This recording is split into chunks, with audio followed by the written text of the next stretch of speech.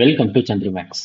So நம்ம வந்து பார்த்துட்டிங்கன்னா இப்போ வரக்கூடிய சிஜிஎல் எக்ஸாம் ஆகட்டும், டிஎன்பிஎஸ்சி எக்ஸாம்ஸ் ஆகட்டும், ரயில்வே எக்ஸாம்ஸ் ஆகட்டும், இந்த எல்லாத்துக்குமே வந்து ஜிஎஸ் கொஸ்டின் கேட்குற விதத்தை வந்து கொஞ்சம் கொஞ்சமாக மாற்றிக்கிட்டே இருக்கிறாங்க. சரியா, அது வந்து ஸ்டேட்மெண்ட் பேஸ்ட் கொஸ்டின்ஸாக கேட்குறாங்க. ஸோ நான் வந்து ஃபர்ஸ்ட் கிளாஸ்லேயே நான் சொல்லியிருப்பேன், என்ன சொல்லியிருக்கேன்னா கேட்குற கண்டென்ட் அப்படின்றத மாற்றலை. கண்டென்ட் இடமும் சேம் தான், ஆனால் அந்த கண்டென்ட்டை கேட்குற விதத்தை தான் மாற்றிருக்கிறாங்க. அதை ஸ்டேட்மெண்ட் பேஸ்டாக கேட்குறாங்க. ரைட்டா, முன்னாடி எப்படி கேட்டாங்க, பிளாசி போர் எப்பொழுது நடந்துச்சு, அவ்வளவுதான் முடிச்சிட்டாங்க. அதுக்கப்புறம் வந்து வேற எதுவுமே கேட்கலாம். ஆனா இப்ப என்ன சொல்றாங்கன்னா, ஸோ கொடுக்கப்பட்டிருக்க ஸ்டேட்மெண்ட்ல பிளாசி போரை பத்தி கொடுத்துருக்கிறோம். அந்த பிளாசி போர்ல வந்து ஒரு 4 ஸ்டேட்மெண்ட் கொடுத்துருக்கோம். அந்த 4 ஸ்டேட்மெண்ட்ல எத்தனை ஸ்டேட்மெண்ட் கரெக்ட் அப்படின்னு கேட்டிருக்காங்க. அப்ப முன்னாடி நமக்கு வந்து பிளாசி போர் எப்ப நடந்துச்சு அப்படின்றது தெரிஞ்சா மட்டும் போதும். ஆனா இப்ப வந்து பாத்துட்டீங்கன்னா நம்மளுக்கு பிளாசி போர் வந்து எதுக்காக நடந்துச்சு, யாரெல்லாம் கலந்துக்கிட்டாங்க, அதுல யாரு ஜெயிச்சா, எந்த உடன்படிக்கை, இப்போ எந்த ஒப்பந்தம் போட்டாங்க, அதெல்லாம் தெரிஞ்சுக்க வேண்டியதா இருக்குது. ரைட்டா, ஸோ அதனால வந்து பாத்துட்டீங்கன்னா ஸ்டேட்மெண்ட் பேஸ்ட் கொஸ்டின்ஸை வந்து இந்த கொஸ்டின்ஸ் எல்லாத்தையும் எப்படி அப்ரோச் பண்ணலாம். அது போக வந்து நான் ஃபர்ஸ்ட் 2 கிளாஸ்லேயே நான் சொல்லியிருப்பேன், ஒரு சில எக்ஸ்ட்ரீம் வேர்ட்ஸ், அதாவது ஆல், எவ்ரி, அதுக்கப்புறம் வந்து நன், அதுக்கப்புறம் வந்து பாத்துட்டீங்கன்னா ஆல்வேஸ், இந்த மாதிரி வந்து ஒரு சில வார்த்தைகள் வரப்ப நம்ம கொஞ்சம் கேர்ஃபுல்லா இருக்கணும். காரணம் என்ன அப்படின்னு பார்த்துட்டீங்கன்னா, அந்த மாதிரி ஆல், எவ்ரி, நன், ஆல்வேஸ், எவ்ரி திங், அதுக்கப்புறம் நத்திங், அப்புறம் நோ ஒன், இந்த மாதிரி ஏதோ ஒரு சில இதெல்லாம் எக்ஸ்ட்ரீமான வார்த்தைகள். இந்த மாதிரி வரப்போ வந்து அந்த ஸ்டேட்மெண்ட் வந்து 90% தப்பாக தான் இருக்கும். ஸோ அந்த மாதிரி வார்த்தைகள் வரப்ப அந்த ஸ்டேட்மெண்ட்டை கரெக்டாக நம்ம கேர்ஃபுல்லாக படிச்சாகணும். சரியா, சரி. அது எல்லாத்தையுமே அந்த மாதிரி எப்படி நம்ம அப்ரோச் பண்ணணும் அப்படின்றத நான் ஃபர்ஸ்ட் 2 கிளாஸ்லேயே, நான் ஃபர்ஸ்ட் 2-3 கிளாஸ்லேயே நான் தெளிவாக சொல்லியிருப்பேன். இது வந்து 4வது பார்ட். இதில் வந்து நம்ம ஒரு 10 கொஸ்டின் வந்து பார்க்க போகிறோம். சரியா, இதில் எல்லாமே கலந்தா இருக்கும். ஹிஸ்ட்ரி, ஜியாகிரபி, எக்கனாமி எல்லாமே மிக்ஸ் ஆகி தான் இருக்கும். சரியா, சரி. இப்போ இதில் முதல் கேள்வி பாருங்க. நான் வந்து ஃபர்ஸ்ட் ஸ்டெப் வந்து நான் என்ன சொல்லியிருக்கிறேன் அப்படின்னு பாருங்க. ஃபர்ஸ்ட் ஸ்டெப் வந்து எப்பொழுதுமே இந்த ஸ்டேட்மெண்ட் பேஸ் கொஸ்டின்ஸ்ல நம்ம அப்ரோச் பண்றப்ப அந்த கொஸ்டின் வந்து எதை பேஸ் பண்ணி இருக்குதுன்றதை நம்ம படிக்கணும். ஃபர்ஸ்ட் இங்க பாருங்க, the love C Canning Curzon. அப்போ வந்து மாடர்ன் ஹிஸ்டரியில சப்ஜெக்ட் வந்து மாடர்ன் ஹிஸ்டரி, மாடர்ன் ஹிஸ்டரியில வந்து கவர்னர் ஜெனரல், வைஸ்ராய், அவங்கள பத்தி கேள்வி கேட்டிருக்கிறாங்க. சரியா, ஸோ அப்போ வந்து பார்த்துட்டீங்கன்னா நம்ம ஃபர்ஸ்ட் தல்லௌசியை பத்தி ஒரு சில முக்கியமான விஷயங்கள் எல்லாத்தையும் நம்ம பார்க்கலாம். தல்லௌசியை பொறுத்த வரைக்கும் அவர் என்ன கொண்டு வந்தார் அப்படின்னா, இந்த ஸ்டேட்மெண்ட்டை பாருங்க, டாக்டரின் ஆஃப் லேப்ஸையும் ரயில்வேஸையும் தல்லௌசி தான் இன்ட்ரடியூஸ் பண்ணார் அப்படின்னு சொல்றாங்க. கரெக்ட் தான். ஸோ அப்போ டாக்டரின் ஆஃப் லேப்ஸ் அப்படின்றது எப்பொழுது அறிமுகப்படுத்தப்பட்டது அப்படின்னா 1948 அறிமுகப்படுத்தினாங்க. 1848 அறிமுகப்படுத்தப்பட்டது. ஸோ டாக்டரின் ஆஃப் லேப்ஸ் வந்து முதலாக, இது ரொம்ப ரொம்ப முக்கியம், ஃபர்ஸ்ட் எங்க கொண்டு வந்தாங்க, எந்த மாகாணம் வந்து டாக்டரின் ஆஃப் லேப்ஸ் அப்படின்றது ஒன்றும் கிடையாது. என்ன அப்படின்னா, இப்போ ஒரு ராஜாக்கள் இருக்கிறாங்க அப்படின்னா, ராஜாவுக்கு வந்து ஆண்வாரிசு இல்லை என்றால் அந்த அரசாங்கமானது, அந்த ஒட்டுமொத்த அரசுமே வந்து அது பிரிட்டிஷ்க்கு தான் சொந்தம் அப்படின்ற ஒரு உடன்படிக்கை மாதிரி இருக்கும். சரியா, ஸோ இந்த டாக்டரின் ஆஃப் லேப்ஸ்ல வந்து முதலா சேர்ந்த மாகாணம் வந்து எது அப்படின்னு பார்த்துட்டீங்கன்னா சத்தாரா தான். எப்பொழுது சேர்ந்துச்சுன்னா 1848 சேர்ந்தாங்க. சத்தாராக்கு அடுத்து வந்து யார் சேர்ந்தாங்கன்னா சம்பல்பூர். சத்தாராவுக்கு அடுத்து சம்பல்பூர் 1853 சேர்ந்தாங்க. சம்பல்பூருக்கு அப்புறம் ஜெய்ப்பூர் ஜாயின் பண்ணாங்க. ஜெய்ப்பூருக்கு அப்புறம் ஜான்சி ஜாயின் பண்ணாங்க. ஜான்சிக்கு அப்புறம் உதய்பூர், இந்த மாதிரி நிறைய ஜாயின் பண்ணாங்க. ஜான்சி எப்பொழுது இணைந்துச்சு அப்படின்னா இதுவுமே 1853 தான். 1853. ஸோ டாக்டரின் ஆஃப் லேப்ஸ் மாதிரியே தான் இன்னொன்று இருக்குது. அது என்ன அப்படின்னா சப்சிடரி அலையன்ஸ் சொல்லுவாங்க. Subsidiary alliance. நான் டாக்டர் ஆஃப் லேப்ஸ்க்கு என்ன ஷார்ட்கட் நான் கிளாஸ்ல சொல்லியிருந்தேன் அப்படின்னா, நம்மளோட ஹிஸ்ட்ரி கிளாஸ்ல doctor of lapse DOL, doctor of lapse, இதுக்கு ஷார்ட்கட் என்னது DAL. சரியா, டல். சரியா, doctor of lapse Dalhousie அப்படின்ட்டு.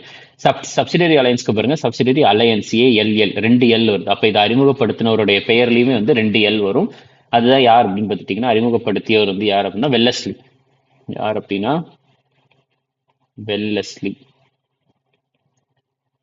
வெல்லஸ்லி தான் அறிமுகப்படுத்தினாரு.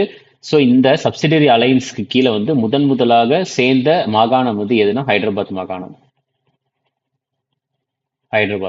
ஹைதராபாத்துக்கு அப்புறம் வந்து யார் ஜாயின் பண்ணாங்கன்னா ஆவத் ஜாயின் பண்ணாங்க. ஆவத் எப்பொழுது ஜாயின் பண்ணுச்சு அப்படின்னு கேட்டா 1801 ஜாயின் பண்ணாங்க. எப்பொழுதுனா 1801. சரி, ஆவது ஜாயின் பண்ணது. ஸோ முதலாக சேர்ந்தது வந்து இந்த சப்சிடரி அலையன்ஸ்க்கு கீழே ஹைதராபாத். இங்க வந்து சத்தாரா. இங்கே சத்தாரா, அங்க வந்து பார்த்துட்டீங்கன்னா ஹைதராபாத் அப்படின்றத ஞாபகம் வச்சுக்கோங்க. சரியா? அதுக்கடுத்து வேற என்ன கேட்கறாங்கன்னா, டல்ஹௌசி வந்து டாக்டர் ஆஃப் லாஸ் மற்றும் ரயில்வேஸை அறிமுகப்படுத்தினார். இந்த ஸ்டேட்மெண்ட் வந்து பார்த்துட்டீங்கன்னா சரியான ஸ்டேட்மெண்ட். இந்த ஸ்டேட்மெண்ட் சரிதான். காரணம் என்ன அப்படின்னு பாருங்க. இங்க ரயில்வேஸ் இருக்குதுல்ல, ஸோ ரயில்வேயை பொறுத்த வரைக்கும் ரயில்வேஸை பொறுத்த வரைக்கும் 1853 பாம்பேல இருந்து தானேக்கு கிட்டத்தட்ட ஒரு 34 கிலோமீட்டர் தூரம் உள்ள பாம்பே டு தானே வந்து முதலாக ரயில்வே வந்து அறிமுகப்படுத்தினது வந்து யார் அப்படின்னா அது டல்ஹௌசி தான். சரியா? அப்போ வந்து பார்த்துட்டீங்கன்னா முதல் ஸ்டேட்மெண்ட் வந்து கரெக்ட். அதுக்கு அடுத்தது ரெண்டாவது ஸ்டேட்மெண்ட் பாருங்க. லார்டு கேனிங், சரி, அதாவது கேனிங் வந்து இந்தியாவினுடைய முதல் வைஸ்ராயா அப்படின்ட்டு கேட்கறாங்க. இதுவுமே சரியான ஸ்டேட்மெண்ட் தான். சரியா? இதுவுமே வந்து பார்த்துட்டீங்கன்னா சரியான ஸ்டேட்மெண்ட் தான். ஸோ அப்போ கேனிங்கை பற்றி ஒரு சில விஷயங்கள் வந்து நம்ம பார்க்கலாம். கேனிங் நான் இங்கே எழுதி போடுறேன். கேனிங்கை பொறுத்த வரைக்கும் முக்கியமானது எதெல்லாம் அப்படின்னு பாருங்க. ஃபர்ஸ்ட் வந்து 1857 சிப்பாய் கழகம், அதாவது 1857 த கிரேட் ரிவோல்ட் நடக்கிறப்போ வந்து பார்த்துட்டீங்கன்னா வைஸ்ராயா இருந்தவர் வந்து யார் அப்படின்னா 1857 ரிவோல்ட் அப்ப கவர்னர் ஜெனரலா, ஏன்னா 1858 தான் வந்து வைஸ்ராய்ன்ற பதவியை கொண்டு வருவாங்க. ஸோ அப்போ வந்து இவர் இருந்திருப்பாரு. அதுக்கு அடுத்தது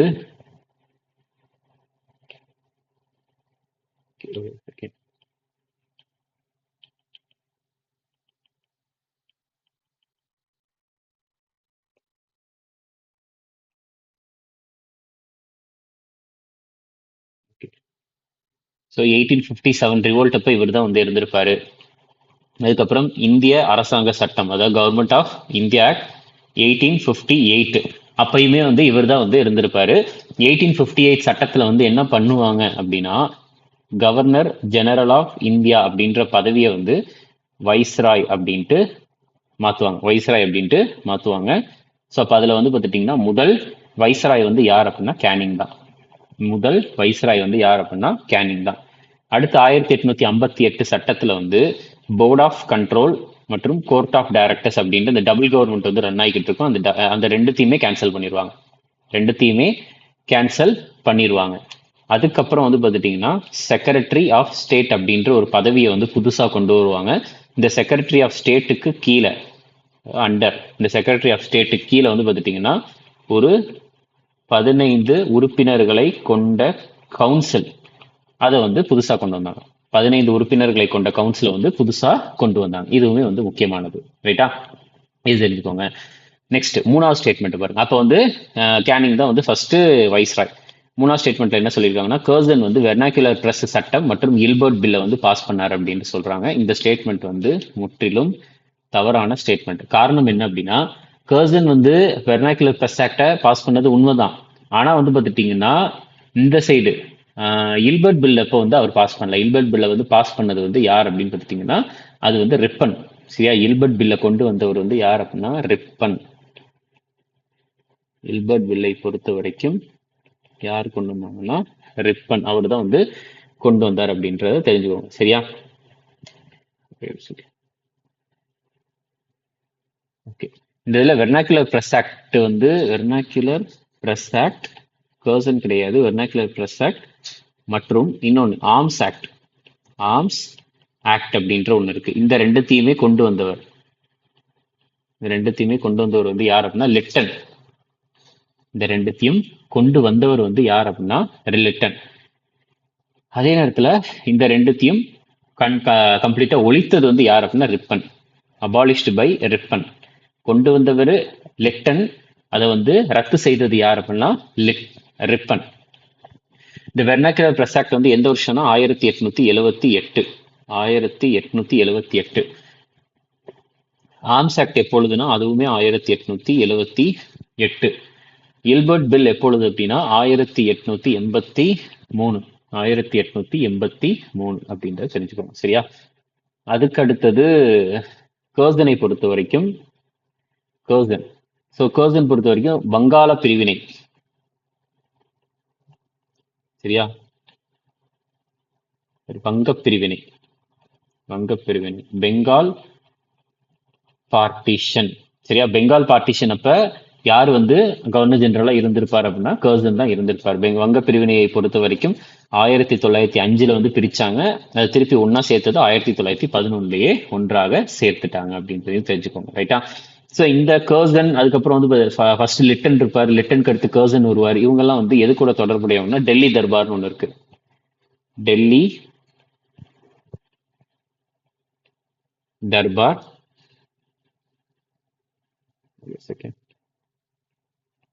டெல்லி தர்பார். ஸோ டெல்லி தர்பாரை பொறுத்த வரைக்கும் டோட்டலா வந்து எத்தனை டெல்லி தர்பார் நடந்துச்சுன்னா 3 நடந்துச்சு. சரியா? அதுல இது எப்பொழுது அப்படின்னா 1877 ஒரு டெல்லி தர்பாரு, அதுக்கப்புறம் 1903 ஒண்ணு, அடுத்து 1911 ஒண்ணு, 1911.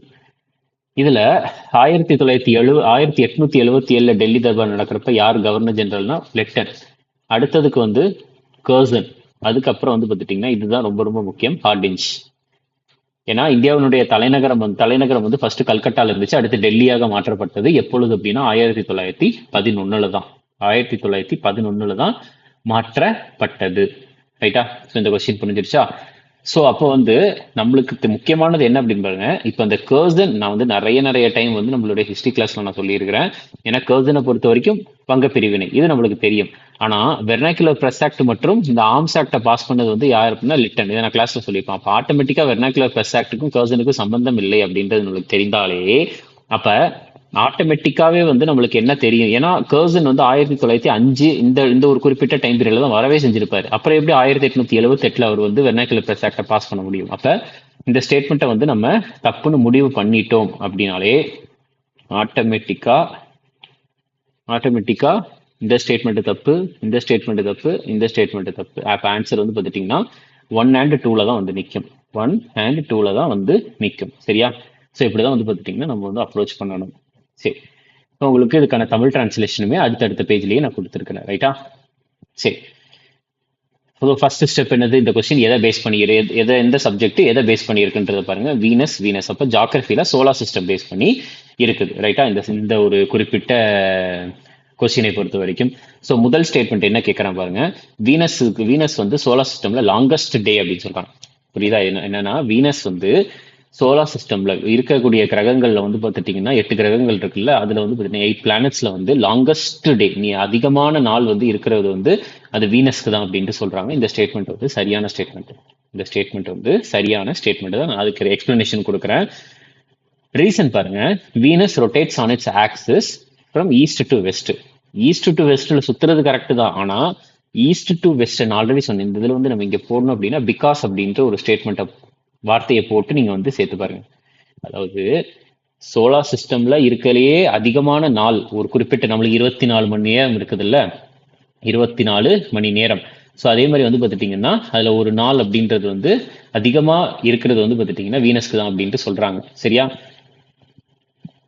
அப்ப அதுக்கு ரீசன் ஏன் அப்படின்னா அது வீனஸ் வந்து ஈஸ்ட்ல இருந்து வெஸ்ட் சுத்துது தான். வீனஸ் வந்து ஈஸ்ட்ல இருந்து வெஸ்ட் சுத்துறது உண்மைதான். ஆனா ஈஸ்ட்ல இருந்து வெஸ்ட் சுத்துறதுனாலதான் லாங்கஸ்ட் டே இருக்குன்றதெல்லாம் முற்றிலும் தவறு. ஸோ அப்போ வந்து ரீசன் கரெக்ட். ஆனா இந்த ரீசனுக்கும் அந்த மேல கொடுத்திருக்க அசர்ஷனுக்கும் சம்பந்தம் கிடையாது. ஸோ அப்போ both A and R R true தான். ஆனா R is not the correct explanation. ரைட்டா? சரி, இப்போ வீனஸை பத்தி ஒரு சில விஷயங்கள் நம்ம பார்க்கலாம். வீனஸ். ரைட்டா? ஓகே. ஸோ வீனஸை பொறுத்த வரைக்கும் நம்ம என்னெல்லாம் பார்த்துருந்தோம் அப்படின்னா நம்மளுடைய ஜியாகிரபி கிளாஸ்ல வீனஸை வந்து எர்த்தினுடைய ட்வின் சிஸ்டர்னு சொல்லுவாங்க. வீனஸ் வந்து பார்த்துட்டீங்கன்னா என்ன சொல்லுவாங்கன்னா எர்த்தினுடைய ட்வின் சிஸ்டர் அப்படின்ட்டு சொல்லுவாங்க. அதுக்கடுத்து வீனஸை தான் வந்து மார்னிங் அண்ட் ஈவினிங் ஸ்டார் அப்படின்ட்டு சொல்லுவாங்க. அதுக்கப்புறம் வீனஸ் தான் வந்து பிரைட்டஸ்ட் பிளானட் அப்படின்ட்டு சொல்லுவாங்க. அதுக்கடுத்து வீனஸை தான் வந்து ஹாட்டஸ்ட் பிளானட் அப்படின்ட்டு சொல்லுவாங்க. வீனஸுக்கு இன்னொரு பெயர் இருக்கு, அதுதான் வந்து லூசிஃபர் அப்படின்ற ஒரு பெயரும் இருக்குது. வீனஸ் வந்து ஈஸ்ட் டு வெஸ்ட் சுத்தும். East to west rotation. East to west சுத்துறது 2 கிரகங்கள் சுத்தும், ஒன்னு யூ இன்னொன்னு வி. சரியா? யூவி அப்படின்றது சுத்தும். யூன்றது யுரேனஸ், வீன்றது வீனஸ். இந்த ரெண்டுமே ஈஸ்ட் டு வெஸ்ட் சுத்தும். மற்ற அனைத்துமே வந்து இந்த ஈஸ்ட் டு வெஸ்ட் அப்படின்றது என்னது? கிளாக் வைஸ் கடிகார சுத்துற மாதிரி சுத்தம். கிளாக் வைஸ் டைரக்ஷன்ல சுத்தும். சரியா? இங்க இருந்து இருக்குதுன்னா ஈஸ்ட் டு வெஸ்ட் இப்படிதான் சுத்தும். ஆனா மற்ற கிரகங்கள் எல்லாமே வெஸ்ட் டு ஈஸ்ட் சுத்தும். வெஸ்ட் டு ஈஸ்ட் சுத்தக்கூடியது. ரைட்டா? ஸோ இதை எல்லாத்தையுமே தெரிஞ்சுக்கோங்க. எர்த்துடைய twin system, morning and evening star, brightest planet, hottest planet, Lucifer, east to west rotation. ரைட்டா? அடுத்து இந்த லாங்கஸ்ட் டே அப்படின்ற அந்த ஃபர்ஸ்ட் ஸ்டேட்மெண்ட்டை பொறுத்த வரைக்கும் வந்து பாருங்க, இதுல ஸோ இப்போ லாங்கஸ்ட் டே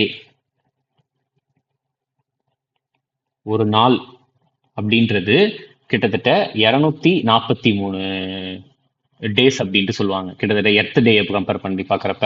ஆனா இதுவே ஷார்ட்டஸ்ட் டே அப்படின்றது வந்து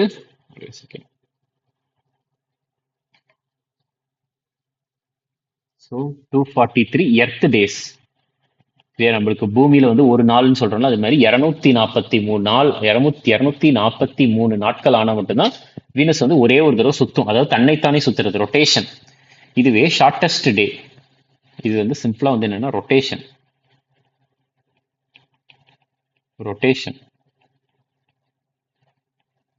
ஸோ இதுவே ஷார்ட்டஸ்ட் டே அப்படின்றது வந்து எதுல அப்படின்னா அது ஜூபிட்டர்ல. ஷார்ட்டஸ்ட்,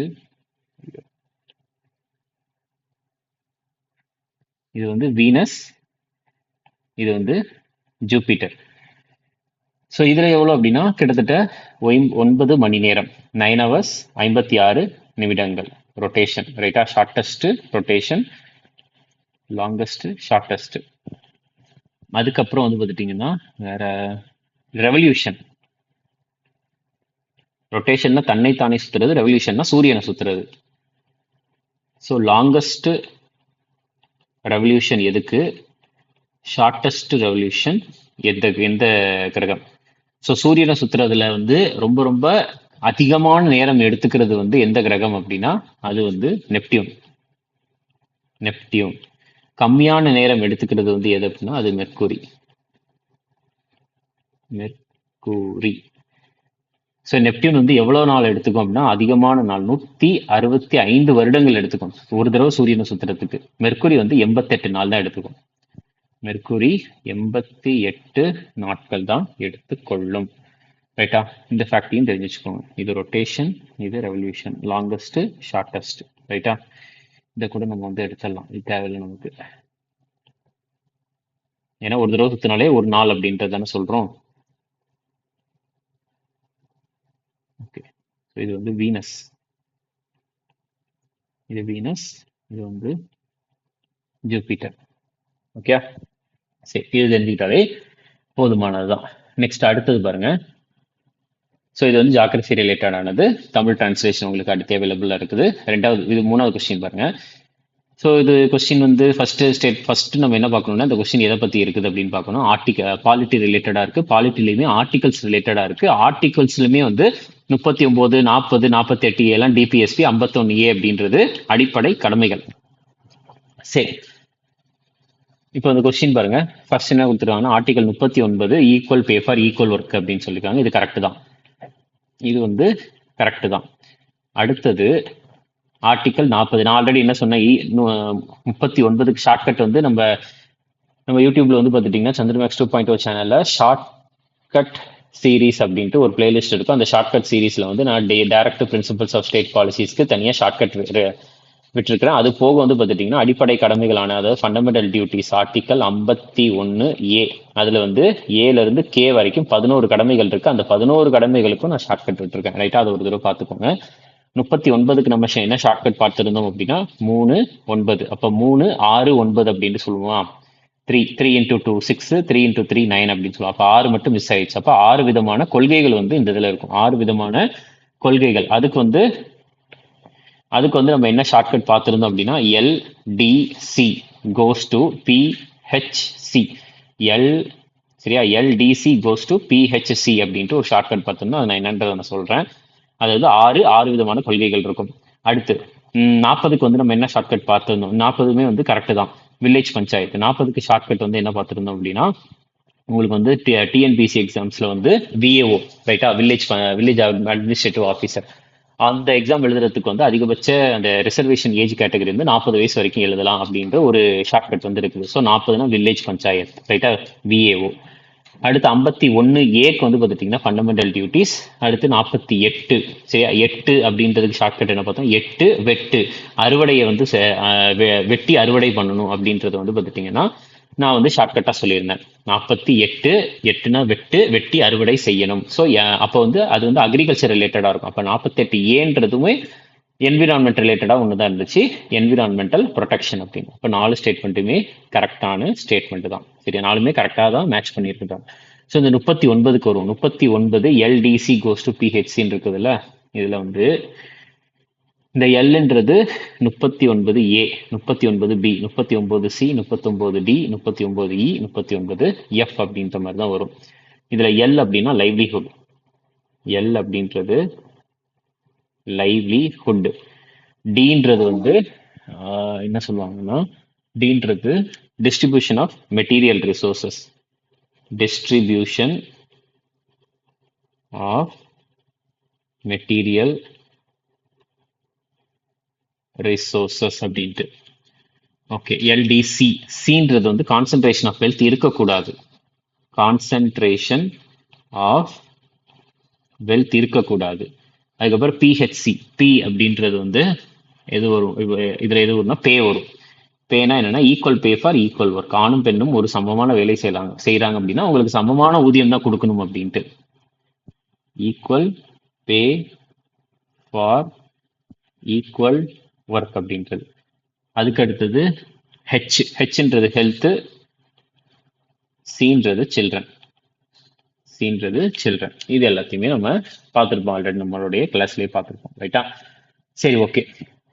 அதுக்கு அடுத்தது பாருங்க, இப்போ இதுல 51A இது வந்து ஃபண்டமெண்டல் டியூட்டிஸ் இருக்குல்ல. ஃபண்டமெண்டல் டியூட்டிஸ்க்கு நம்ம எதெல்லாம் பார்த்துருந்தோம் அப்படின்னா, ஃபண்டமெண்டல் டியூட்டிஸ். ஃபண்டமெண்டல் டியூட்டிஸ்ல நம்ம எதெல்லாம் பார்த்துருப்போம் அப்படின்னா, இந்த ஃபண்டமெண்டல் டியூட்டிஸ் எந்த கமிட்டியின் பரிந்துரையின் பேர் உருவாக்கப்பட்டதுன்னா ஸ்வரன் சிங் கமிட்டி. ஸ்வரன் சிங் கமிட்டியின் பரிந்துரையின் பேரில் உருவாக்கப்பட்டது. 42வது கான்ஸ்டிடியூஷனல் அமெண்ட்மெண்ட் ஆக்ட், ரைட்டா, எந்த வருஷம் அப்படின்னா 1976 வந்து ஒரு 10 அடிப்படை கடமைகளை கொண்டு வந்தாங்க. இந்த டைம் வந்து பிரதம மந்திரியாக இருந்தவங்க வந்து யார் அப்படின்னா இந்திரா காந்தி அவர்கள். அடுத்து 11வது அடிப்படை கடமை வந்து 86வது கான்ஸ்டிடியூஷனல் அமெண்ட்மெண்ட் ஆக்ட், இந்திய அரசியலமைப்பு சட்ட திருத்தம்.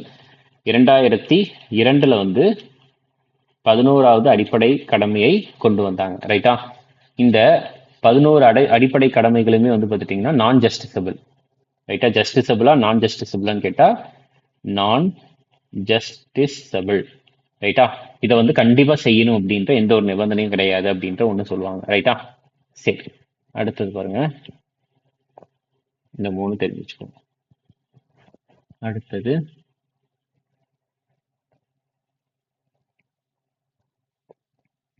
ஓகே. அப்போ ஃபர்ஸ்ட் நம்மளுக்கு என்ன பார்க்கணும் அப்படின்னா, இந்த கொஸ்டின் எதை பேஸ் பண்ணி இருக்குன்றது தான் பார்க்கணும். Neeraj Chopra, Rani Rampal, Indian women's hockey. So அப்போ வந்து ஸ்போர்ட்ஸ் ரிலேட்டடான ஒரு கேள்வியா இருக்குது. சரி, நான் ஆல்ரெடி உங்களுக்கு ஃபர்ஸ்ட் 2 கிளாஸ் நான் சொல்லியிருப்போம், ஒரு ஸ்டேட்மெண்ட்டை பொறுத்த வரைக்கும் அது வந்து ஒரு நியூட்ரலான ஒரு ஸ்டேட்மெண்ட்டா இருக்குது, ஒரு காமனா ஒரு ஒரு ஒரு இன்ஃபர்மேஷனை கொடுக்குற மாதிரி இருக்குது அப்படின்னா வந்து மேக்சிமம் அது கரெக்டாக தான் இருக்கும். நீரஜ் சோப்ரா அவர்கள் வந்து இந்தியாவுடைய ஃபர்ஸ்ட் ஒலிம்பிக் கோல்டு மெடல் அத்லெட்டிக்ஸ்ல ஜெயிச்சார் அப்படின்ட்டு இந்த ஸ்டேட்மெண்ட் வந்து சரியான ஸ்டேட்மெண்ட் தான். ராணி ராம்பால் அவர்கள் வந்து Indian women's hockey team at Tokyo 2020 Olympics, ரைட்டா, கேப்டனா இருந்தாங்க, ரைட்டா. டோக்கியோ 2020 ஒலிம்பிக்ஸ் நடக்கிறப்ப இந்தியன் உமன்ஸ் ஹாக்கி டீம் கேப்டனா ராணி ராம்பால் இருந்தாங்க அப்படின்ட்டு இதுவுமே சரியான ஸ்டேட்மெண்ட் தான். ஸோ ஒலிம்பிக்ஸ்ல வந்து 2 மெடலை வாங்கின முதல் இந்திய பெண் வந்து யார் அப்படின்னா PV சிந்து அவர்கள் தான். இதுவுமே சரியான ஸ்டேட்மெண்ட் தான். 3 ஸ்டேட்மெண்ட்டுமே சரியான ஸ்டேட்மெண்ட் தான், ரைட்டா. சரி, இப்ப second. So India's first Olympic gold. So Olympic கோல்டை பொறுத்த வரைக்கும் இண்டிவிஜுவலா வந்து வாங்கினது வந்து பார்த்தீங்கன்னா 2 பேர், சரியா. இண்டிவிஜுவல் கோல்டு வாங்கினது 2 பேர் வாங்கியிருக்கிறாங்க, சரியா. ஒண்ணு வந்து யார் அப்படின்னா அபினவ் பிந்த்ரா. ஒண்ணு வந்து அபினவ் பிந்த்ரா. அபினவ் பிந்த்ரா எப்பொழுது வாங்கினார் அப்படின்னா 2008. 2008. இது வந்து பீஜிங் ஒலிம்பிக்ஸ், சைனா பீஜிங்ல நடந்த ஒலிம்பிக்ஸ்ல வாங்கினார். Beijing Olympics 8. அதுக்கு அடுத்தது இரண்டாவது வந்து யார் அப்படின்னா நீரஜ் சோப்ரா அவர்கள். நீரஜ் சோப்ரா அவர்கள். நீரஜ் சோப்ராவை பொறுத்த வரைக்கும் இவங்க வந்து டோக்கியோல 2020 டோக்கியோ ஒலிம்பிக்ஸ்ல வந்து வாங்கினாங்க கோல்டு. ரைட்டா? 2020 டோக்கியோ ஒலிம்பிக்ஸ். ஓகே, இதுங்க வந்து இது எந்த கேட்டகரி? ஏன்னா ஷூட்டிங். இந்த அபினவ் பிந்த்ரா அவர்கள் வந்து எந்த விளையாட்டு கூட தொடர்புடையவர்னா ஷூட்டிங். ஷூட்டிங் வந்து அத்லெட்டிக்ஸ்ல வராது. ஆனா நீரஜ் சோப்ரா அவர்கள் வந்து அத்லெட்டிக்ஸ்ல வாங்கினார் ஃபர்ஸ்ட் டைம். சரியா? ஃபர்ஸ்ட் இண்டிவிஜுவல் கோல்டு மெடல் யார் அப்படின்னா அது அபினவ் பிந்த்ராவா இருக்கும். ஆனா அத்லெட்டிக்ஸ்ல ஃபர்ஸ்ட் கோல்டு மெடல்னா அது நீரஜ் சோப்ரா அவர்கள் தான். அத்லெட்டிக்ஸ்ல எந்த விளையாட்டு அப்படின்னா ஜாவ்லின் த்ரோ. அத்லெட்டிக்ஸ்ல ஜாவ்லின் த்ரோ. ஸோ இவங்க வந்து ஒரு கோல்டு மெடல், இவங்க வந்து ஒரு கோல்டு மெடல் வாங்கியிருக்கிறாங்க. ரைட்டா? அதுக்கப்புறம் வந்து நம்மளுக்கு ஹாக்கி டீம் இருக்குல்ல, ஹாக்கி டீம் வந்து ஒலிம்பிக்ஸ்ல டோட்டலா எத்தனை கோல்டு மெடல் ஜெயிச்சிருக்குது அப்படின்னா 8 கோல்டு. 8 தடவை வந்து கோல்டு மெடல் வந்து ஹாக்கில வந்து ஜெயிச்சிருக்கிறாங்க. ரைட்டா? ஹாக்கில ஜெயிச்சிருக்காங்க. இது முக்கியம். அடுத்து இந்த மூணாவது ஸ்டேட்மெண்ட் பாத்தீங்கன்னா தெரியும். பி.வி. சிந்து அவர்கள் வந்து ஒலிம்பிக்ல வந்து 2 மெடல், அதாவது 2 மெடல் அடிச்ச ஒரே இந்தியன் பெண்மணி அப்படின்ட்டு சொல்றாங்க. ஆனா ஒரே ஒலிம்பிக்ஸ் கிடையாது, வேற வேற ஒலிம்பிக்ஸ்ல. வேற வேற ஒலிம்பிக்ஸ்ல இந்த 2 ஒலிம்பிக் கோல்டு மெடல் இருக்குல்ல, அத பி.வி. சிந்து அவர்கள் வந்து பாத்தீங்கன்னா ஒன்னு வந்து பாத்தீங்கன்னா சில்வர். எப்பனா ரியோ ஒலிம்பிக்ஸ். இரண்டாவது பிரான்ஸ் எதுல அப்படின்னா டோக்கியோ ஒலிம்பிக்ஸ்ல. இதுல ஜெயிச்சாங்க. ரைட்டா? ஆனா வேற வேற, ரெண்டுமே வேற வேற ஒலிம்பிக்ஸ். ஆனா இந்த 2 ஒலிம்பிக்ஸையுமே சேம், அதாவது சிங்கிள் ஒலிம்பிக்ஸ். அது எப்ப யார் அப்படின்னு பார்த்துட்டீங்கன்னா ஒரே ஒலிம்பிக்ல 2 தங்கம், 2 வெண்கல பதக்கம், 2 ஒலிம்பிக் மெடலை ஜெயிச்சது வந்து யார் அப்படின்னா மனு பக்கர் அவர்கள். மனு பக்கர் அவர்கள். ரைட்டா? ஸோ அவங்க வந்து இரண்டுமே வந்து பிரான்ஸ் தான். 2 மெடல் ஜெயிச்சாங்க. 2 பிரான்ஸ் மெடல்ஸ். ரைட்டா? ஸோ இதை தெரிஞ்சுக்கோங்க. ஸோ 3 ஸ்டேட்மெண்ட்டுமே சரியான ஸ்டேட்மெண்ட் தான். 3 ஸ்டேட்மெண்ட்டும் சரி. அடுத்தது பாருங்க. அடுத்தது ஹிஸ்டரி ரிலேட்டடா கேட்டிருக்காங்க. ஸோ இந்த கொஸ்டினை ஒரு தடவை பாருங்க.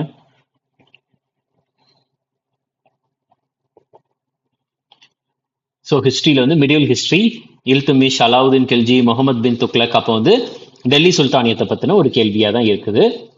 ஸோ இதில் பாருங்க, ஃபர்ஸ்ட் ஸ்டேட்மெண்ட் என்ன சொல்றாங்கன்னா இல்துமிஷ் வந்து இக்தா சிஸ்டத்தை கொண்டு வந்தார் அப்படின்ட்டு. ஸோ இல்துத்மிஷ் இக்தா நம்ம சொல்லியிருக்கிறோம்.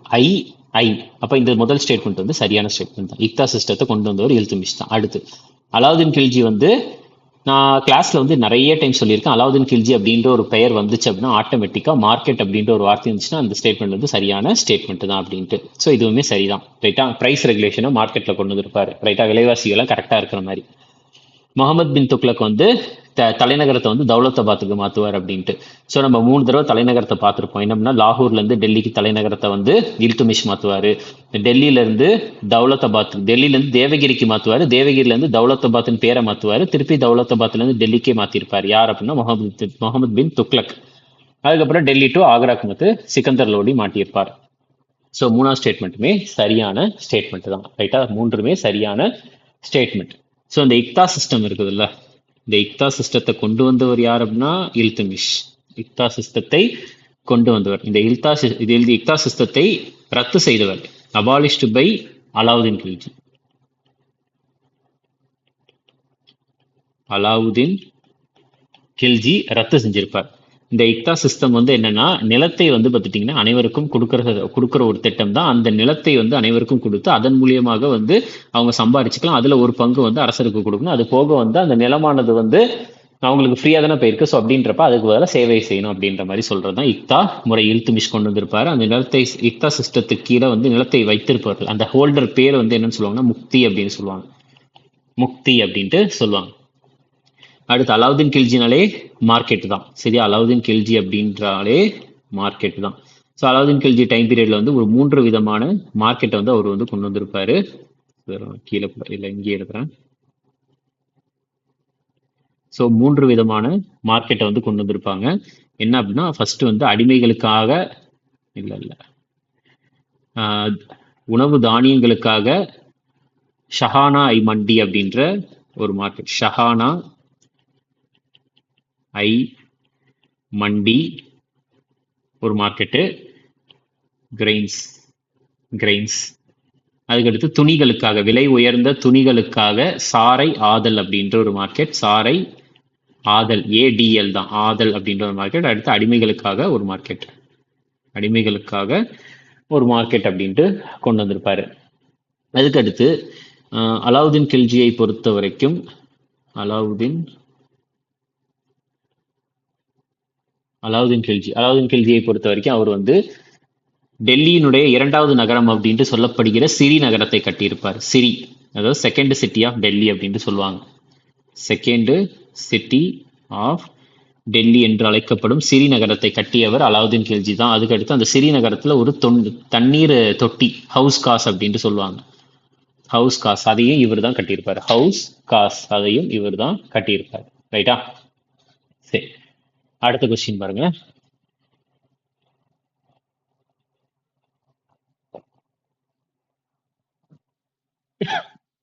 சாரி. ஸோ இந்த கொஸ்டின் ஃபர்ஸ்ட் வந்து எதை பேஸ் பண்ணி இருக்குதுன்றத பாருங்க. சயின்ஸ்ல வந்து பார்த்துட்டீங்கன்னா பயாலஜியில் வந்து பார்த்துட்டீங்கன்னா ஸோ பயோமாஸ், அதாவது biomass tertiary consumer energy transfer. அப்போ இந்த கொஸ்டின் எனர்ஜி டிரான்ஸ்ஃபரை பற்றி இருக்கு. நான் எனர்ஜி டிரான்ஸ்ஃபர் பற்றியே உங்களுக்கு செகண்ட் தேர்ட் வீடியோவில் வந்து ஒரு பிரமிடு மாதிரி நான் போட்டு காமிச்சிருப்பேன். என்ன அப்படின்னா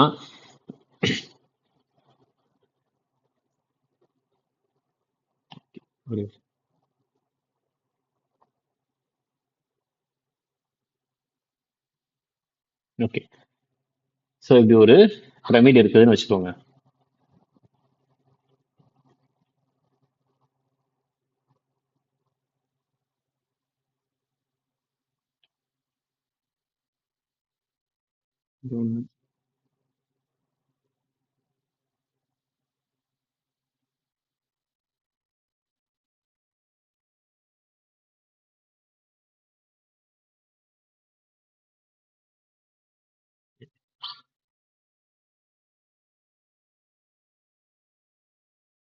ஓகே, ஸோ இதில் வந்து ஃபர்ஸ்ட் வந்து கீழே வந்து யார் இருப்பாங்கன்னா ப்ரொடியூசர்ஸ்.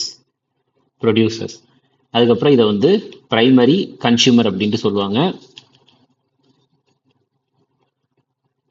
பிரைமரி கன்சியூமர், இது வந்து செகண்டரி கன்சியூமர், இதை வந்து டெர்ஷியரி கன்சியூமர் அப்படின்னு சொல்லுவாங்க. பிரைமரி, செகண்டரி, டெர்ஷியரி அப்படின்னு சொல்லுவாங்க. உங்களுக்கு இப்போ இங்கே வந்து 100% ப்ரொடியூசர் அப்படின்றது வந்து இந்த செடி கொடி தாவரங்கள் எல்லாமே வந்து பிரைமரி. ஸோ இங்கே 100% இருக்குது அப்படின்னா 100%த்துல ஒரு 10% தான் இங்கே போகும் எனர்ஜி. அப்போ இங்கே வந்து 10% அப்படின்றது வந்து ஒரு 90% போகும்னு வச்சுக்கோங்க. 90%. திருப்பி அதுக்கடுத்து இங்கேருந்து ஒரு 10% வந்து குறைஞ்சுதான் இங்கே போகும். திருப்பி அதுக்கடுத்து 81. அப்போ போக போக போக வந்து உங்களுக்கு குறைஞ்சிக்கிட்டே தான் இருக்கும். சார் சிம்பிளாக சொல்ல போனால் இங்கேருந்து இங்கே வந்து போகிறப்போ வந்து எனர்ஜி டிரான்ஸ்ஃபர் அப்படின்றது 10%க்கு மேலே நடக்காது. இங்கேருந்து இங்கே வந்து போகிறப்போ வந்து அந்த எனர்ஜி டிரான்ஸ்ஃபர் அப்படின்றது 10%க்கு மேலே நடக்காது. ரைட்டாக 10% தான். அடுத்து இங்கேருந்து இங்கே போகிறப்போ வந்து பார்த்துட்டிங்கன்னா எனர்ஜி டிரான்ஸ்ஃபர் அப்படின்றது 10%க்கு மேலே நடக்காது. ரைட்டா? ஸோ இதை தான் வந்து என்னன்னு சொல்லுவாங்க அப்படின்னா பிரமிட் ஆஃப் நம்பர் அப்படின்னு சொல்லுவாங்க. இதை தான் வந்து என்னன்னு சொல்லுவாங்கன்னா பிரமிட் ஆஃப் நம்பர் அப்படின்னு சொல்லுவாங்க, அல்லது பிரமிட் ஆஃப் பயோ மாஸ் அப்படின்ட்டு சொல்லுவாங்க. ரைட்டா? இது வந்து எந்த எக்கோசிஸ்டம் அப்படின்னா டெரிட்டோரியல் இல்லை டெரஸ்ட்ரியல் எக்கோசிஸ்டம்க்கு. இது வந்து டெரஸ்ட்ரியல் எக்கோ சிஸ்டம்க்கு தான். ஆனா இதுவே அக்வாட்டிக், அதாவது இந்த நீர் தண்ணியில வாழுங்க, இதுல அந்த அக்வாட்டிக் எக்கோ சிஸ்டம் இருக்கு தெரியுமா? Aquatic echo system. அதுக்கு இந்த பிரமிட் வந்து எப்படி இருக்கும் அப்படின்னா அப்படியே மாறி இருக்கும். எப்படி இருக்கும்னா இன்வெர்டட்னா இந்த மாதிரி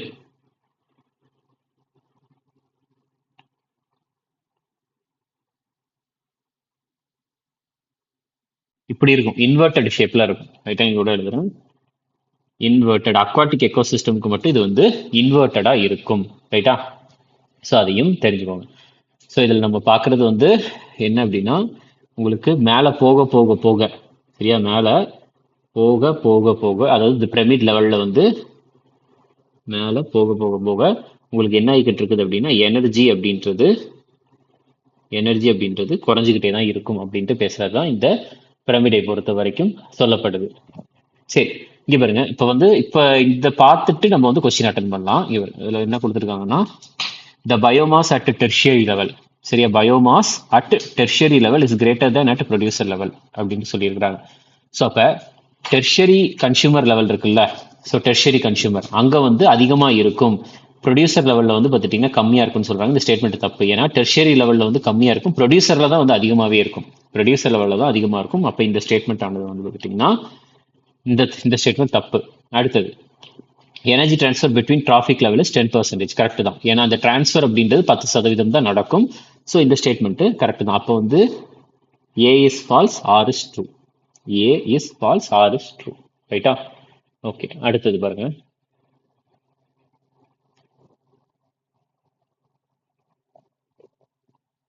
அடுத்து எதை பத்தி கேட்டிருக்கிறாங்க அப்படின்னா, இந்தோ கிரீக்ஸ் இருக்கு, ஷுங்கா வம்சம், கன்வா வம்சம். அப்போ வந்து ஹிஸ்டரி தொடர்பான ஒரு கேள்வியா தான் இருக்கு. ஹிஸ்டரி, சரியா, ஏன்ஷியன்ட் ஹிஸ்டரி.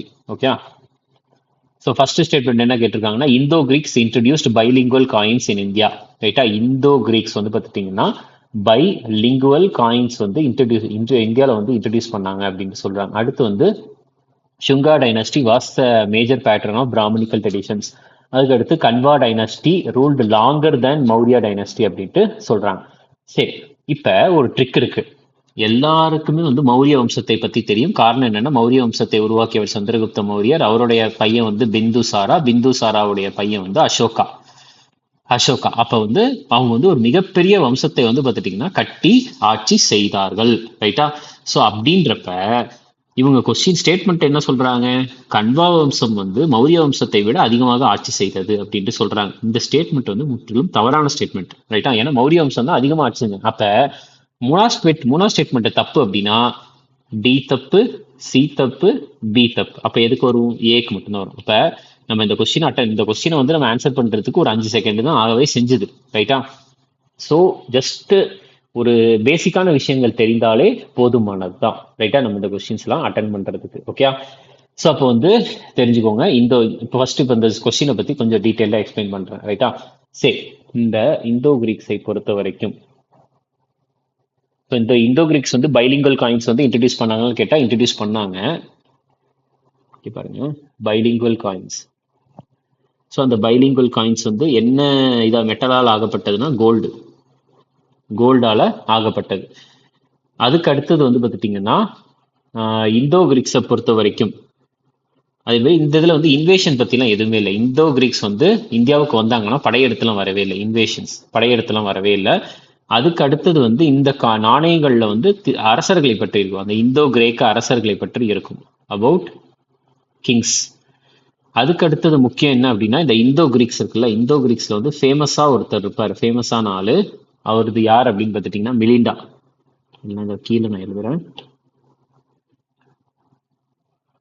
இந்தோ கிரீக்ஸை பொறுத்த வரைக்கும் இங்க எழுதும்.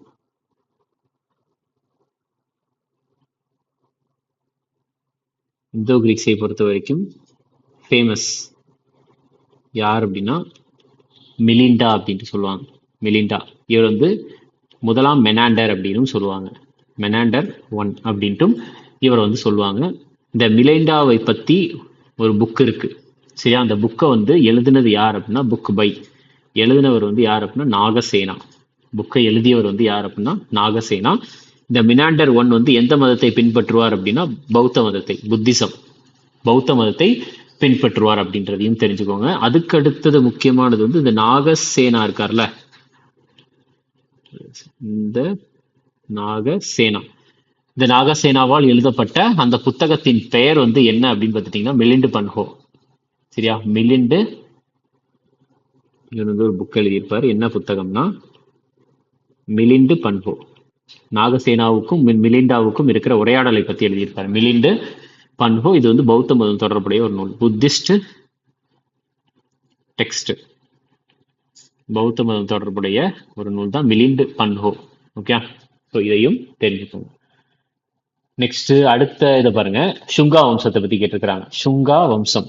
இந்த சுங்கா வம்சத்தை பத்தி நம்ம பார்க்கலாமா? இங்க நான் கீழே எழுதுறேன். சுங்கா வம்சத்தை தோற்றுவித்தவர், சுங்கா வம்சத்தை தோற்றுவித்தவர் யார் அப்படின்னா புஷ்யமித்ர சுங்கா. புஷ்யமித்ர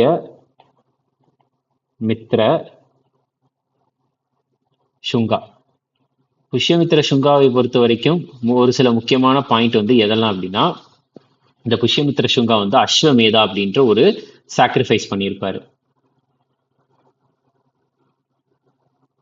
ஸோ 3 விதமான சாக்ரிஃபைஸ் இருக்கு. என்ன அப்படின்னா அஸ்வமேதா, ராஜசூயா, வாஜ்பேயா அப்படின்ற ஒரு சாக்ரிஃபைஸ் இருக்கு. அதுல வந்து அஸ்வமேதா சாக்ரிஃபைஸ்,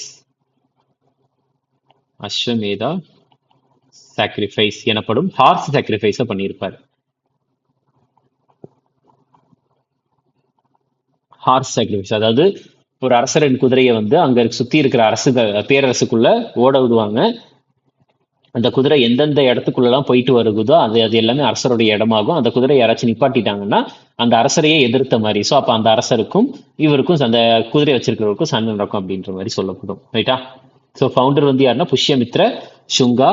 அதுக்கு அடுத்தது வந்து முக்கியமா என்னன்னா, இந்த புஷ்யமித்ரா சுங்காவினுடைய கண்டெம்பரரி, அதாவது புஷ்யமித்ரா வாழ்ந்த சமகாலத்தில் வேற யார் வாழ்ந்திருப்பார் அப்படின்னு பார்த்துட்டீங்கன்னா பதஞ்சலி வாழ்ந்திருப்பார். பதஞ்சலியால் எழுதப்பட்ட நூல்கள், புக்ஸ். ஸோ எதெல்லாம் எழுதியிருப்பார் பதஞ்சலி வந்து, எந்த புத்தகங்களை எல்லாம் எழுதியிருப்பார் அப்படின்னா மகாபாஷ்யா எனப்படும் நூல், மகாபாஷ்யா மற்றும் யோக சுத்ரா எனப்படும் நூல்களை வந்து பதஞ்சலி வந்து எழுதியிருப்பார். ரைட்டா? வேற முக்கியமானது. ஓகே, இந்த சுங்கா வம்சத்தினுடைய கடைசி அரசர், சுங்கா வம்சத்தினுடைய கடைசி அரசர் வந்து யார் அப்படின்னா லாஸ்ட் ரூலர் வந்து தேவபூட்டி. அப்ப இந்த தேவபூட்டிக்கு அடுத்து வந்தவர் யார் அப்படின்னா வாசுதேவ கன்வா. தேவபூட்டிக்கு அப்புறம் அப்ப சுங்கா வம்சம் முடிஞ்சு போயிடுச்சு. அப்ப சுங்கா வம்சத்துக்கு அடுத்து வந்தது எந்த வம்சம்னா கன்வா வம்சம், கன்வா டைனாஸ்டி. ஸோ இந்த வம்சம் தான் வந்து அடுத்து வரும். இந்த கன்வா வம்சத்தை பொறுத்த வரைக்கும் கன்வா வம்சத்தை தோற்றுவித்தவர் வந்து யார் அப்படின்னா வாசுதேவ கன்வா. ரைட்டா? இந்த கன்வா வம்சத்தின் கடைசி அரசர் யார் அப்படின்னா சுசர்மன். ரைட்டா? அதுக்கப்புறம் அப்ப சுசர்மனும் முடிஞ்சு போயிடுச்சு. அப்ப சுசர்மனுக்கு அடுத்தது அப்ப கன்வா வம்சம் ஓவர். அடுத்து கன்வா வம்சத்துக்கு அப்புறம் வந்தது எந்த வம்சம்னா சத்தவாகன வம்சம். யார் அப்படின்னா சத்தவாகன வம்சம். வம்சம் அப்படின்றது டைனாஸ்டி.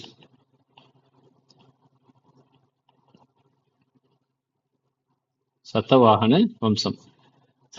வம்சத்தை பொறுத்த வரைக்கும் இந்த சத்தவாகன வம்சத்தை தோற்றுவித்தவர் ஃபவுண்டர் வந்து யார் அப்படின்னா சிமுகா. இந்த சத்தவாகன வம்சத்தை வந்து வம்சத்தினுடைய கடைசி அரசர், லாஸ்ட் ரூலர் வந்து யார் அப்படின்னு பார்த்துட்டீங்கன்னா புலமவி 4, 4ஆம் புலமவி. ஆனா இந்த சத்தவாகன வம்சத்தினுடைய லாஸ்ட் கிரேட்டஸ்ட், கடைசி மிக சிறந்த அரசர் யார் அப்படின்னு கேட்கிறப்ப அது 2 ஆன்சரா வருது. ஒண்ணு வந்து என்ன அப்படின்னா யாஜ்ன ஸ்ரீ சதகர்ணி அப்படின்னு சொல்றாங்க. இன்னொன்னு வந்து விஜய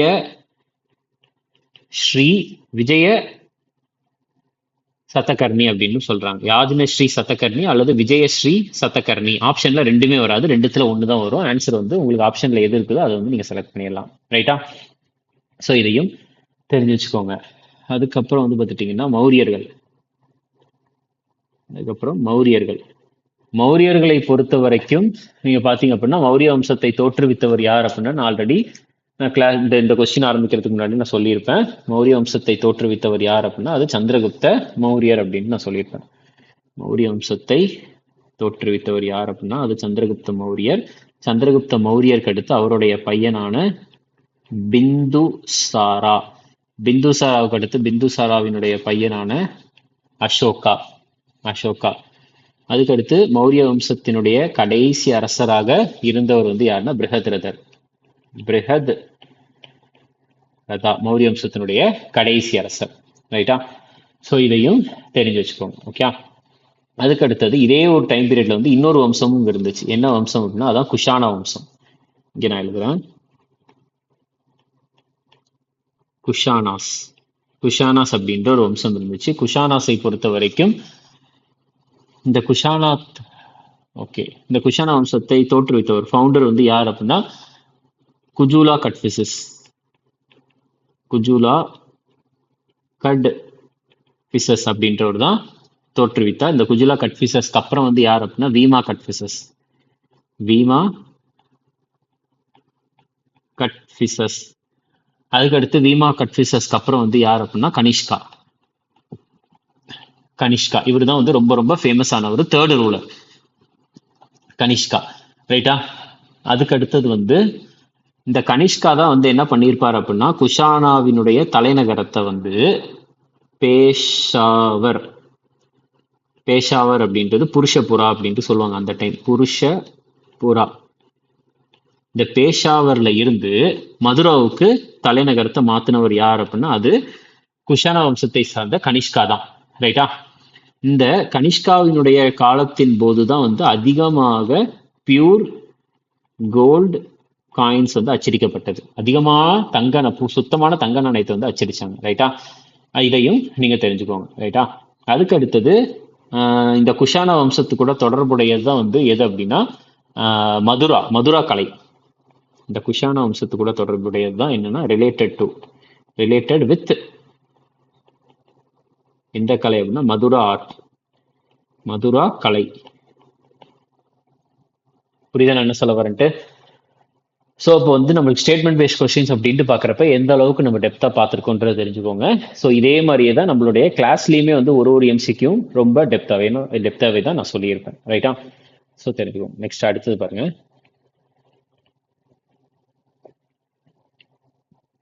ஸோ தமிழ் டிரான்ஸ்லேஷன் இருக்கு. அடுத்தது ஸோ அப்போ பாருங்க கொஸ்டின் நம்மளுக்கு ஃபர்ஸ்ட் என்ன முக்கியம் அப்படின்னா இந்த கொஸ்டின் எதை பேஸ் பண்ணி இருக்குது அப்படின்றது தான் நம்ம பார்க்கணும். Current, resistance, electric potential. அப்போ வந்து இது எதை பேஸ் பண்ணியிருக்குன்னா பிசிக்ஸ். ஸோ பிசிக்ஸ்ல வந்து எலக்ட்ரிக் கரண்ட்டை பேஸ் பண்ண ஒரு கொஸ்டின் தான். சரி, ஃபர்ஸ்ட் பாருங்க. ரெசிஸ்டிவிட்டி, ரெசிஸ்டார் அப்படின்ற ரெண்டு இருக்குது. ரைட்டா? நம்மளுக்கு ரெசிஸ்டிவிட்டி அப்படின்ட்டு ஒன்று சொல்லுவாங்க. அடுத்து ரெசிஸ்டர் அப்படின்ட்டு ஒன்று சொல்லுவாங்க. சரியா? ரெசிஸ்டன்ஸ் அப்படின்ட்டு ஒன்று இருக்கு. இந்த ரெசிஸ்டிவிட்டியினுடைய யூனிட் வந்து என்ன அப்படின்னா ஓம் மீட்டர். ஓம் மீட்டர். இதுல இந்த ரெசிஸ்டன்ஸினுடைய யூனிட் வந்து என்ன அப்படின்னா ஓம். ரெசிஸ்டன்ஸினுடைய யூனிட் வந்து என்ன அப்படின்னு பார்த்துட்டீங்கன்னா ஓம். இதுல இந்த ரெசிஸ்டிவிட்டி வந்து இண்டிபெண்டா தான் செயல்படும். இதுக்கு எதுவுமே தேவையில்லை. இண்டிபெண்டா தான் செயல்படும். ரைட்டா? ரெசிஸ்டன்ஸ் அப்படின்னுடைய ரெசிஸ்டிவிட்டி இண்டிபெண்டா செயல்படும். ரைட்டா? சரி, அடுத்தது. ஸோ ஃபர்ஸ்ட் ஸ்டேட்மெண்ட்டை வாசிக்கலாம். Current is the rate of flow of electric charge. Rate of flow of electric charge. ஒரு எலக்ட்ரிக் சார்ஜினுடைய அந்த ஃப்ளோ இருக்கு தெரியுமா, அதுதான் வந்து கரண்ட் அப்படின்னு சொல்லுவாங்க. இது கரெக்ட் தான். அடுத்து ரெசிஸ்டன்ஸ் வந்து inversely proportional to cross sectional area of the conductor அப்படின்ட்டு. ஸோ இங்க பாருங்க, நான் எழுதுறேன். ரெசிஸ்டன்ஸ். ரைட்டா? ரெசிஸ்டன்ஸ் வந்து directly proportional to length L. சரியா? எல்னு போடுறேன். லென்த். இன்வர்ஸ்லி அப்படின்னா கீழே, அதாவது அதுக்கு தலைகீழ வருது வந்து ஏரியா ஆஃப் கிராஸ் செக்ஷன். உங்களுக்கு டைரக்ட்லி ப்ரொபோர்ஷனல் என்னன்னு தெரியும். அதாவது ஒன்னு ஏறிச்சுன்னா இன்னொன்னு ஏறும். இந்த இன்வெர்ஸ்லி ப்ரொபோர்ஷனல் ஒன்னு ஏறிச்சுன்னா இன்னொன்னு குறையும். ஸோ அப்போ இதில் கரெக்டாக தான் சொல்லியிருக்காங்க. ரெசிஸ்டன்ஸ் வந்து inversely proportional to cross sectional area. ஆமாம், கரெக்ட் தான். ரெசிஸ்டன்ஸ் இன்வெர்ஸ்லி ப்ரொபோர்ஷனல் கீழே தான் இருக்குது ரைட்டா. ஸோ அப்போ வந்து இந்த ஸ்டேட்மெண்ட்டுமே சரியான ஸ்டேட்மெண்ட் தான். அப்புறம் மூன்றாவது பாருங்க, எலக்ட்ரிக் பொட்டன்ஷியல் வந்து ஸ்கேலார் குவான்டிட்டி, எலக்ட்ரிக் ஃபீல்டு வந்து வெக்டார் குவான்டிட்டி அப்படின்ட்டு சொல்றாங்க. இந்த ஸ்டேட்மெண்ட்டுமே சரியான ஸ்டேட்மெண்ட் தான். உங்களுக்கு ஸ்கேலார் வெக்டார் அப்படின்றது வந்து என்ன அப்படின்னா, ஸ்கேலார் வெக்டார்னு ஒரு ரெண்டு விஷயம் இருக்குது. ஸோ ஃபர்ஸ்ட் இந்த ஸ்கேலார் இருக்குதுல்ல, ஸ்கேலாரை பொறுத்த வரைக்கும் வந்து உங்களுக்கு டைரக்ஷன் அப்படின்ற ஒன்று கிடையாது. ஸ்கேலார்ன்றான் டைரக்ஷன் அப்படின்ற ஒன்று இல்லை, டைரக்ஷன் அப்படின்ற ஒன்று இருக்காது. அதுக்கப்புறம் வந்து பார்த்துட்டிங்கன்னா மேக்னெட்யூடு மட்டும்தான் இருக்கும்னு சொல்லுவாங்க. ஒன்லி மேக்னெட்யூட் அது மட்டும்தான் இருக்கும், டைரக்ஷன் அப்படின்ற ஒன்று கிடையாது. ஆனால் வெக்டார் அப்படி கிடையாது. வெக்டார் குவான்டிட்டிக்கு வந்து டைரக்ஷனும் இருக்கும் மேக்னெட்யூடும் இருக்கும் அப்படின்ற மாதிரி. சரியா? ஸோ இதையும் தெரிஞ்சுக்கோங்க. நெக்ஸ்ட் இந்த ரெசிஸ்டிவிட்டி இருக்குதுல்ல, ஓகே, இங்கே ரெசிஸ்டிவிட்டி, இந்த ரெசிஸ்டிவிட்டியை வச்சு ஒரு கொஸ்டின் வந்து இருக்குது. என்ன அப்படின்னு பார்த்துட்டிங்கன்னா,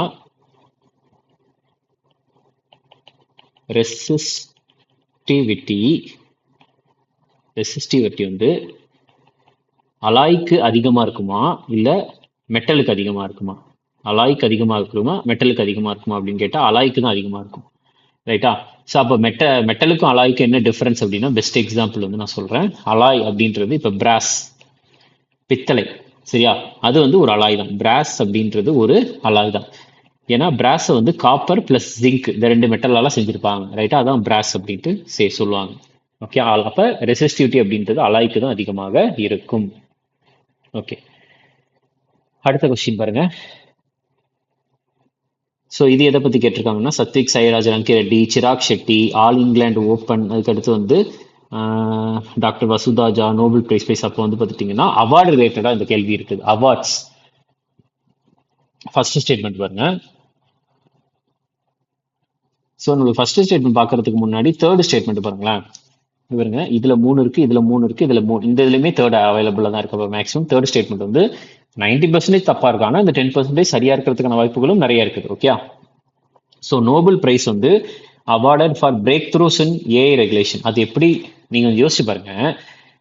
ஆர்டிஃபிஷியல் இன்டெலிஜென்ஸ், செயற்கை நுண்ணறிவு, சரியா, செயற்கை நுண்ணறிவு தொடர்பாக வந்து ஆராய்ச்சி செஞ்சதுக்காக வந்து அமைதிக்கான நோபல் விருது கொடுத்துருக்காங்க அப்படின்ட்டு சொல்றாங்க. இது வந்து முற்றிலும் தவறான ஸ்டேட்மெண்ட். ஏன்னா செயற்கை நுண்ணறிவுக்கு அது ஏன் அமைதிக்கான நோபல் பிரைஸ் வந்து கொடுக்கணும் ரைட்டா? சயின்ஸ்ல வந்து இப்போ பிசிக்ஸ், கெமிஸ்ட்ரி இதுல வந்து நோபல் பிரைஸ் கொடுக்கலாம். பட் ஆனால் செயற்கை நுண்ணறிவுக்காக அமைதிக்கான நோபல் பிரைஸ் வந்து கொடுத்துருக்காங்க அப்படின்னு சொல்றாங்க. இப்போ மேக்ஸிமம் தப்பாக தான் இருக்கும். ஸோ அப்போ தேர்ட் ஸ்டேட்மெண்ட் அபாலிஷ் பண்ண இது ரத்து செஞ்சுட்டோம்னா டி, சி, பி மூணுமே தப்பு. ஆன்சர் ஏல தான் வந்து நம்ம நிப்பாட்டுவோம் ரைட்டா. ஸோ அப்போ வந்து option A is the correct answer.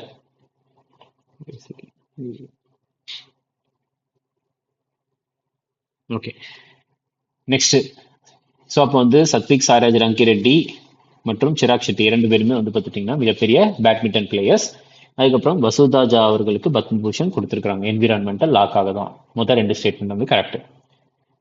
Tamil டிரான்ஸ்லேஷனும் இருக்கு. அடுத்த ஸ்டேட்மெண்ட், அடுத்த கொஸ்டின் பாருங்க. எது ரிலேட்டடா கேட்டிருக்காங்கன்னா கிராஃபைட் இருக்கு, எலக்ட்ரிசிட்டி. அப்போ பிசிக்ஸ் ரிலேட்டடான ஒரு ஸ்டேட்மெண்ட் தான். சரி, இது பாருங்க, கொஸ்டின் ஃபர்ஸ்ட் வாசிப்போம். கிராஃபைட் வந்து எலக்ட்ரிசிட்டியை வந்து கண்டக்ட் பண்ணும், ஆனால் டைமண்ட் வந்து கண்டக்ட் பண்ணாது. கரெக்ட் தான், ஏன்னா கிராஃபைட் தான் வந்து எலக்ட்ரிசிட்டியை வந்து பாஸ் பண்ணும், டைமண்ட் வந்து பாஸ் பண்ணாது. ஸோ ஸ்டேட் வந்து ஃபர்ஸ்ட் ஸ்டேட்மெண்ட் வந்து கரெக்ட். அடுத்து, கிராஃபைட் வந்து has delocalised electron and layered structure. கிராஃபைட்டுக்கு வந்து லேயர்டு ஸ்ட்ரக்சர் இருக்குதான்னு கேட்டிருக்காங்க. கிராஃபைட் அதாவது கொடுத்துருக்காங்க, கிராஃபைட்டுக்கு லேயர்டு ஸ்ட்ரக்சர் தான் இருக்குது ரைட்டா. சரி, ஏன்னா லேயர்டு ஸ்ட்ரக்சர் இருக்கிறதுனால தான் வந்து எலக்ட்ரிசிட்டியை கிராஃபைட் வந்து கண்டக்ட் பண்ணுது. உண்மைதான் ரைட்டா. பிகாஸ் நான் ஆல்ரெடி சொல்லியிருக்கேன்ல, கிராஃபைட் வந்து எலக்ட்ரிசிட்டியை கண்டக்ட் பண்ணுது. பிகாஸ் நம்ம வந்து அசர்ஷன் ரீசன் கொடுக்குறப்ப அசர்ஷன்ல இருந்து ஒரு ஆரோ மார்க் ரீசனுக்கு வந்து ஒரு ஆரோ மார்க் போட்டுங்க, பிகாஸ்ன்னு போட்டு. ஏன்னா கிராஃபைட் வந்து டீலோக்கலைஸ்ட் எலக்ட்ரான்ஸ் இருக்கு, லேயர்டு ஸ்ட்ரக்சர் இருக்கு. ஸோ அப்போ வந்து ரெண்டு ஏயும் கரெக்ட், பியும் கரெக்ட். ஸோ ஏ வந்து அதாவது அசர்ஷனும் கரெக்ட், ரீசனும் கரெக்ட். ரீசன் வந்து கரெக்டான எக்ஸ்பிளனேஷன் கொடுக்குது தான் ரைட்டா. சரி, கிராஃபைட்டை பாருங்க. கிராஃபைட்டை பொறுத்த வரைக்கும் ஒரு சில முக்கியமான பாயிண்ட் எதெல்லாம் அப்படின்னா, கிராஃபைட்டுக்கு வந்து லேயர்டு ஸ்ட்ரக்சர் இருக்கு. Graphite has layered structure. அதுக்கடுத்து கிராஃபைட் வந்து ஸ்லிப்பரி இன் நேச்சர், கொஞ்சம் ஸ்லிப்பரியா இருக்கும். ஸ்லிப்பரி அது கொஞ்சம் வலுவழுப்பா இருக்கும் இன் நேச்சர். அடுத்து கிராஃபைட் வந்து பார்த்துட்டிங்கன்னா 1 கார்பன் 3 கார்பன் பாண்டட். ஒரு carbon 3 1 carbon 3 carbon bonded. Okay. ஆனா டைமண்டை பொறுத்த வரைக்கும்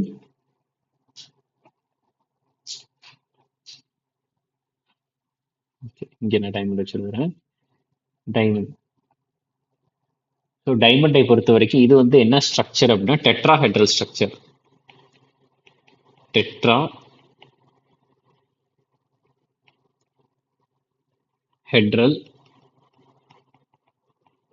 டெட்ராஹெட்ரல் ஸ்ட்ரக்சர். ரைட்டா? டைமண்ட் தான் வந்து நமக்கு தெரிந்த இருக்கிற ஹார்டஸ்ட் நேச்சுரல் சப்ஸ்டன்ஸ் வந்து டைமண்ட் தான். ஹார்டஸ்ட், ரொம்ப ரொம்ப ஹார்டா இருக்கக்கூடிய நேச்சுரல் சப்ஸ்டன்ஸ் வந்து அது டைமண்ட் தான்.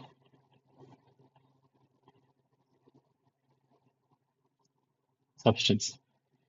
இது என்னன்னா இந்த இரண்டுமே உங்களுக்கு டைமண்டும் சரி, இந்த பக்கம் கிராஃபைட்டும் சரி, இரண்டுமே வந்து அல்லோட்ரோப் ஆஃப் கார்பனுடைய ஒரு அல்லோட்ரோப் தான்.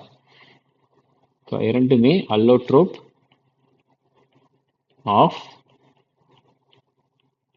கார்பன் தான். இதையும் தெரிஞ்சுக்கணும். ரெண்டுமே கார்பனுடைய ஒரு அல்லோட்ரோப் தான்.